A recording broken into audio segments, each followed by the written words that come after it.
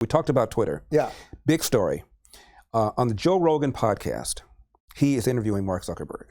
No shit. No shit. He did it already?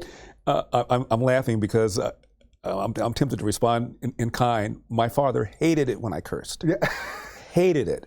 And I used to do it much more freely than I do right now. Yeah. Once in a blue moon off camera, you'll drop my something. father used to wince when I would curse. And so I worked on it. And now I've got to the point where I don't do it anymore. Now you're going, no, wait. Wait, he did it already? They did the interview already? Okay, did the interview already. Okay. Very long interview. As you know, he's lengthy interviews, kind of like this. I'm shocked, yeah.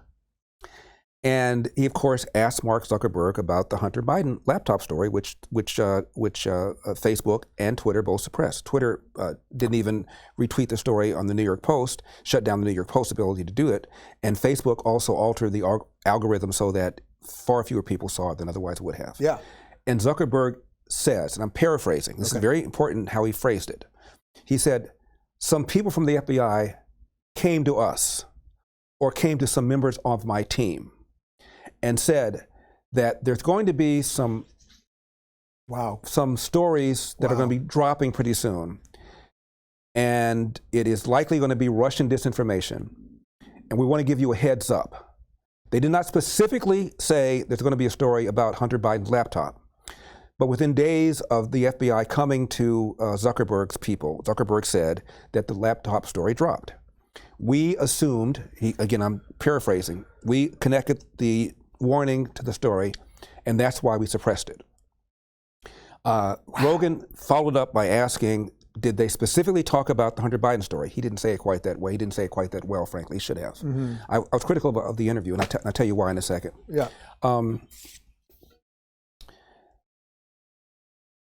Zuckerberg said, no, but they told us there's going to be Russian disinformation as there was in 2016, says the FBI, and we should be wary of that. And so when the Hunter Biden story broke, I thought that's what the FBI was talking about, referring to, so that's why we suppressed the story. Wow. And Zuckerberg admitted that they altered the algorithm so that it didn't get the same kind of coverage it otherwise would have, and use the word meaningful, meaning the percentage of people who did not see it was meaningful.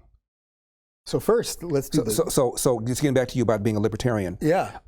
It's one thing for a private company to make that decision. It's another thing for the government to essentially warn you, knowing full well that you're going to take the warning seriously, and so it makes it almost state action now. Right. So at that level, so in essence, what you have is the government outsourcing the tyranny. The government is basically saying, here, it's a threat. If they're calling Facebook, there is some level of a threat involved. There's some stuff coming down the pike that if you promote, you might have some other problems. We might want to audit you or all sorts of stuff. So that's where they are outsourcing the tyranny. They're not stepping on the First Amendment directly.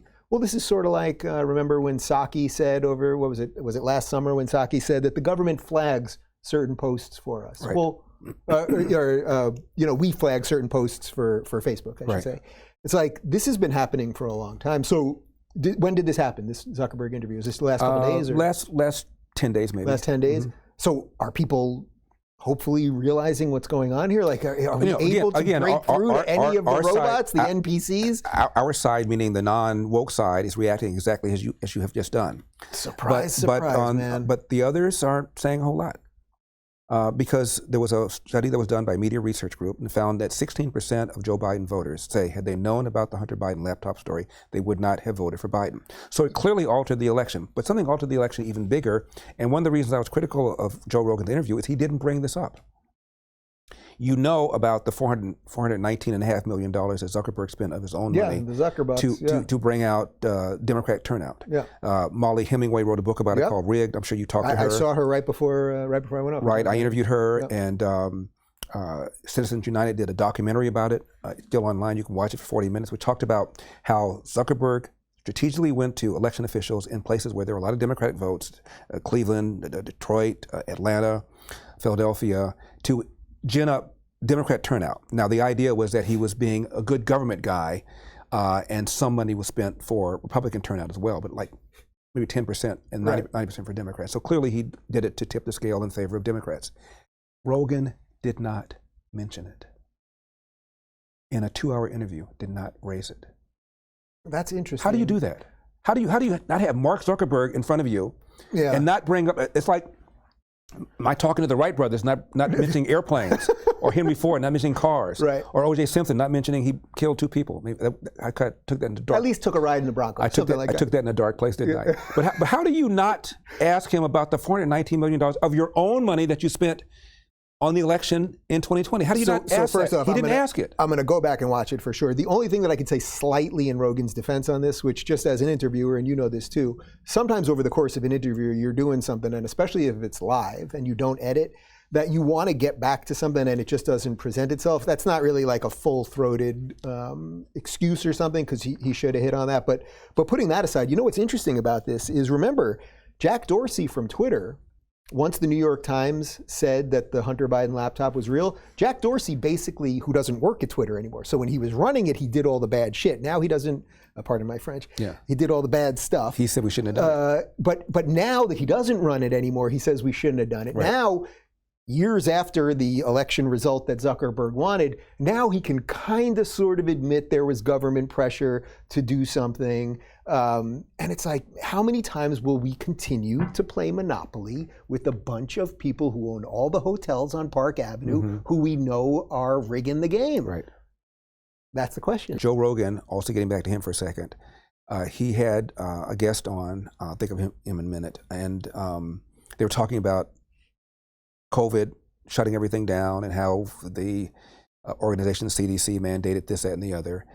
And now we're finding out that the lockdown, bad idea, finding out that regular immunity, natural immunity is stronger, finding out that the vaccines for young people were probably pointless because young people don't get it. And Rogan said, when asked, he's talking to Aaron Rodgers, the quarterback of the Packers. Yeah. And Rodgers says, what's the answer? And Rogan said, vote Republican. Oh, he did. So he's really getting there. So his red pilling has been really nice. Because it's taken him a while. Let's not forget, this guy was he was very conflicted about his views, I think, in a lot of ways. And everyone is to some extent when you're waking up. Because the guy was a Bernie supporter who then left California for tax purposes. So it's like, you got to piece these things together, man. You can say, I'm a nice Bernie supporter, socialist, and I like all this stuff. But I don't want to pay taxes. But I don't want to pay taxes, so I'm moving to Texas. So his, this is sort of similar to right before I left, he said that he was going to vote for DeSantis. So that's great, because he's got real influence. And if you think about it, there's not a lot of people that could move politically, right? You got your people that are hardcore Republicans, let's say, and hardcore Democrats. I think the sliver of people that could move are the disaffected libs. It is the Bill Maher, Rogan-esque. It's those libs that are just like a couple of years maybe behind where I was. That those are the ones that can still be shifted, let's say. So that's great to hear. Speaking of Rodgers, he was very critical of the NFL, and he called them stooges for mandating all of this, all these rules and regulations. Good. Novak Djokovic, is not going to be playing in this year's U.S. Open because he refuses to get vaccinated. They're still doing that. Now, you can go and watch the U.S. Open not being vaccinated, and if you're born in America and have not been vaccinated, you can play. But because he is a foreigner, and because the CDC requires anybody coming in from out of the country to be vaccinated, he cannot play in the U.S. Open. So is that right? That's still a thing? So right now, if you were to come to the United States on vacation, you have to be vaccinated? I think so. Jeez. I think so.